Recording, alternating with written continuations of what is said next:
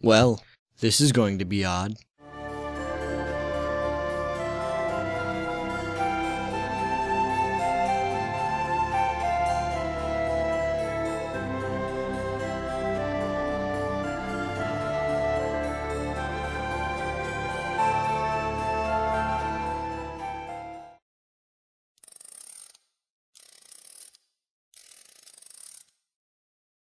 As stated in the intro, Playing the Scales by King of Beggars is an interesting tale for me to review. The story is a romantic one-shot. It follows Spike and Octavia, who find themselves, by chance, in each other's company for a weekend vacation.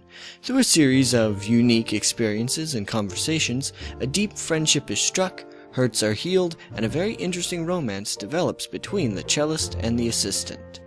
Now, I have gone on record many a time in saying that Sparity is my OTP, irrespective of what some people might say, with Octoscratch being a very close second.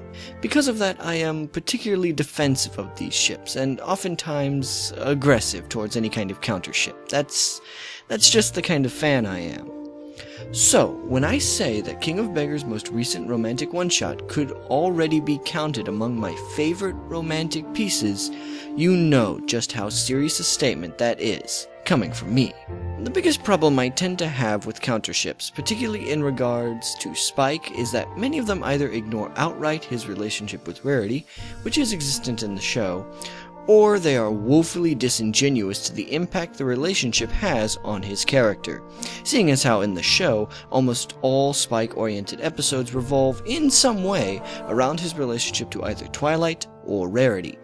Fanfiction writers often end up giving the feeling, particularly in respect to ships like Spike Bell, as though Spike is simply settling for someone else, rather than having a legitimate romantic interest in someone else. This is where King of Beggars first gets it right. In his story, the relationships between Rarity and Spike, and Octavia and Vinyl, are the primary points of conflict, and behind all the motivations of the two leads. I won't dare spoil how, you'll just have to read it to find out, but it gives a great deal of respect and maturity to all parties involved. And that is where this piece truly triumphs. Maturity. Now, when I say maturity, I am referring not to the content of the story, but the themes. The story has themes of loss, escape into fantasy, moving on, and the healing ability that a deep friendship can have, and explores all of these to an exceptional capacity. True, it does have moments of intimacy, to be sure, but they are not the focus of the story, as one might expect in most romances. No, thankfully the focus of the story is on what it should be, the chemistry between Spike and Octavia, and let me tell you, that chemistry is absolutely marvelous. Spike and Octavia's discussions are a treat to read due to the spectacular characterization at play. You are immediately drawn into these characters' situations and experiences with a masterful balance between humor, sadness, and romance. The characters are each distinct and well-rounded. You will never find yourself confused as to who is talking or what is going on. King of Beggars has managed to make a genuine, heartfelt, and realistic exercise in romance, and I found myself reading it repeatedly, almost as if to prove to myself that such a great story actually exists. And thankfully it does, and I cannot recommend it enough.